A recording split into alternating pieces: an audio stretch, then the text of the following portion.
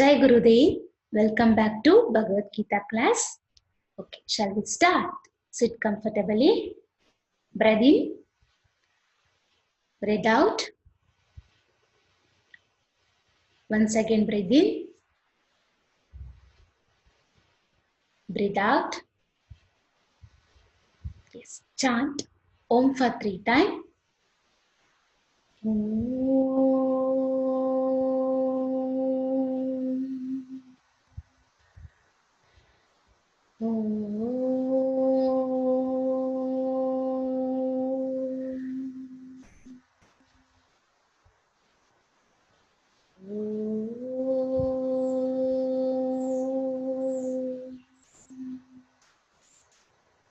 Sit comfortably.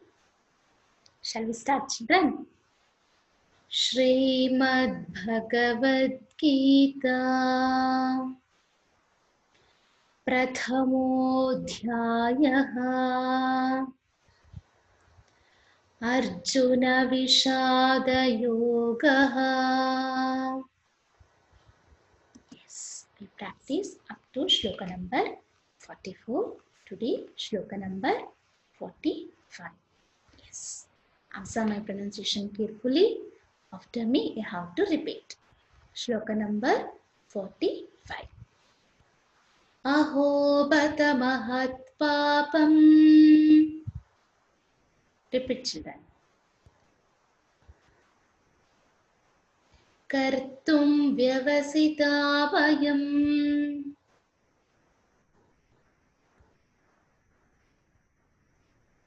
Aho bata mahat papam.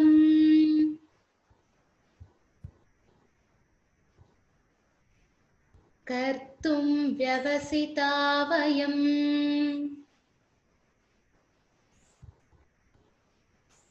Yadrajya sukhalobhena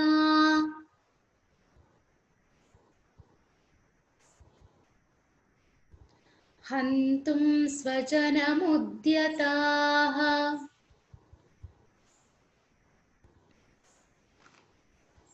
Yadrajya sukhalobhena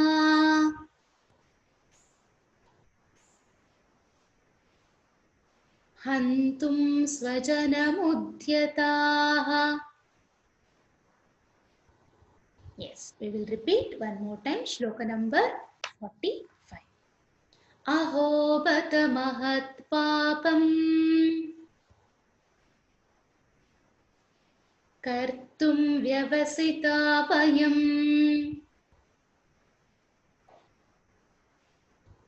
Yadrajya sukhalobhena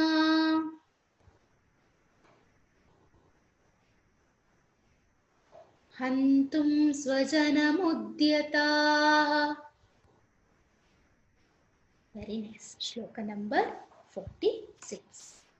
Yadi mama pratikaram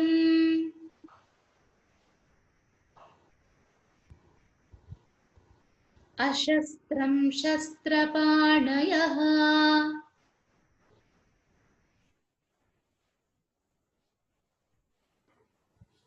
Yadi mama pratikaram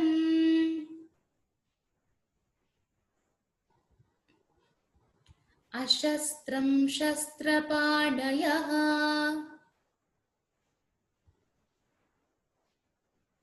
Dhartarashtrarane hanyuhu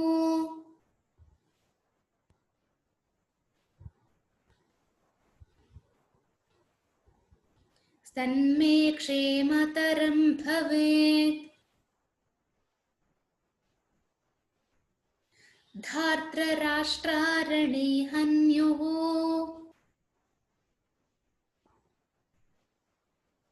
Tanme kshemataram bhavet.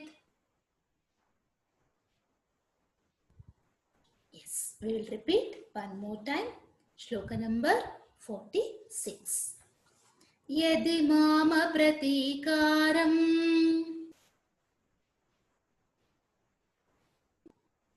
ashastram shastrapanayah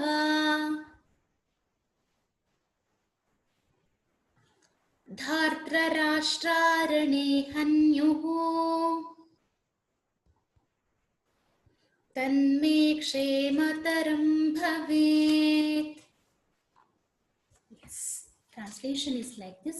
What a pity that we have resolved to commit a great sin by being eager to kill over our own relatives or family members for the pleasure of kingdom. It's greedy only, no?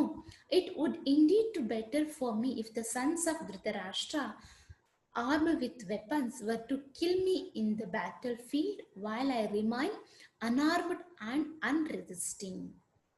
ಏನು ಹೇಳ್ತಾನೆ ಅರ್ಜುನ ಅಂದರೆ, ಇಷ್ಟು ದೊಡ್ಡದಾದಂತಹ ಪಾಪವನ್ನು ಮಾಡಲು ಹೊರಟಿದ್ದೇವೆ ನಾವು. ಈ ರಾಜ್ಯದ ಸುಖದ ಲೋಭಕ್ಕಾಗಿ ನಮ್ಮ ಸ್ವಂತದ ಬಾಂಧವರನ್ನೇ ನಾವು ಕೊಲ್ಲಲಿಕ್ಕೆ ನಿಶ್ಚಯ ಮಾಡಿದ್ದೇವಲ್ಲ. ಅದಲ್ಲದೆ ಈ ಒಂದು ವೇಳೆ ಈ ಧೃತರಾಷ್ಟ್ರನ ಪಕ್ಷಪಾತಿಗಳು, ಈ ಸೈನಿಕರು ಯಾರೇ ಇದ್ದರೂ ಶಸ್ತ್ರಾಸ್ತ್ರಗಳನ್ನು ಹಿಡಿದುಕೊಂಡು ಯುದ್ಧ ಭೂಮಿಯಲ್ಲಿ ನನ್ನ ಎದುರುಗಡೆ ಒಂದು ವೇಳೆ ನನ್ನನ್ನು ಯುದ್ಧ ಮಾಡಲು ಆಹ್ವಾನಿಸಿದರು, ಶಸ್ತ್ರರಹಿತನಾಗಿರುತ್ತಾನೆ ಅಂದರೆ ನನ್ನ ಹತ್ರ ಯಾವುದೇ ಆಯುಧಗಳು ಇಲ್ಲದೇ ಇದ್ದು ಅವ್ರು ನನ್ನನ್ನು ಕೊಂದರೂ ಸಹ ನನಗೆ ತುಂಬ ಹಿತವೇ ಆಗತ್ತೆ.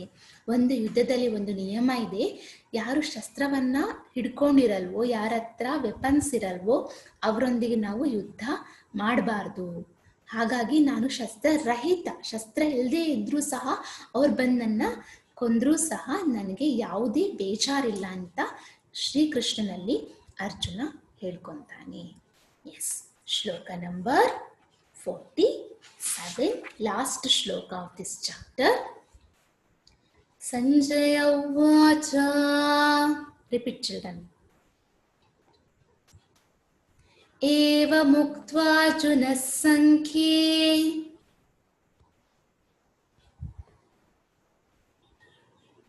ರಥೋಪಸ್ಥ ಉಪಾವಿಶತ್.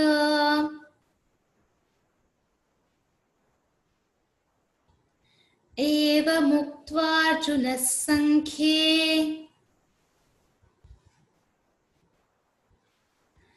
ರಥೋಪಸ್ಥ ಉಪಾವಿಶತ್.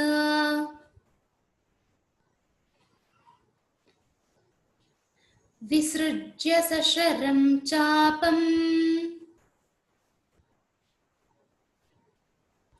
ಶೋಕ ಸಂವಿಘ್ನಮಾನಸಃ.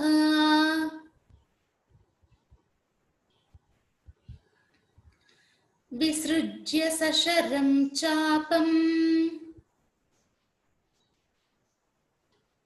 ಶೋಕ ಸಂವಿಘ್ನಮಾನಸಃ.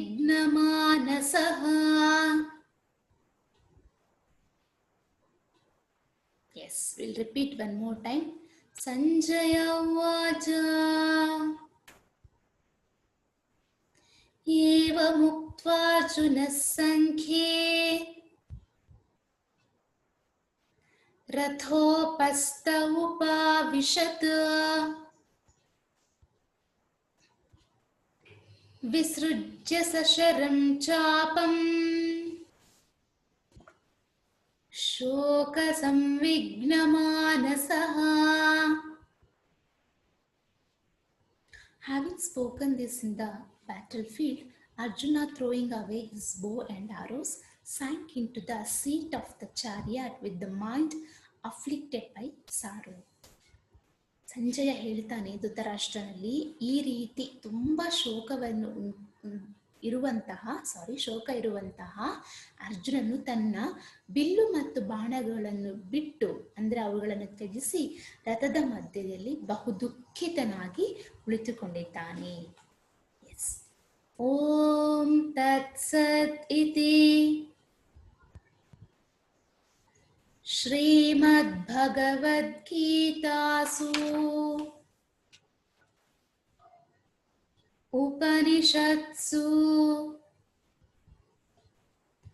ಬ್ರಹ್ಮ ವಿದ್ಯಾಯಾಂ ಯೋಗಶಾಸ್ತ್ರೇ ಶ್ರೀಕೃಷ್ಣಾರ್ಜುನ ಸಂವಾದೇ ಅರ್ಜುನ ವಿಷಾದ ಯೋಗೋ ನಾಮ ಪ್ರಥಮೋಧ್ಯಾಯಃ. Yes, students, we completed chapter first. Bhagavad Gita has 18 chapters. We completed chapter number 1. Totally 47 shlokas. There is a conversation between Sri Krishna and Arjuna. Okay, the chapter name is Arjuna Vishada Yoga. Yes, keep on practice. We already completed. So 1 to 47, when you have the time, just see our videos and practice. See you in next class with different chapter. Jai Gurudev students. Jai Gurudev. Meet you in next class.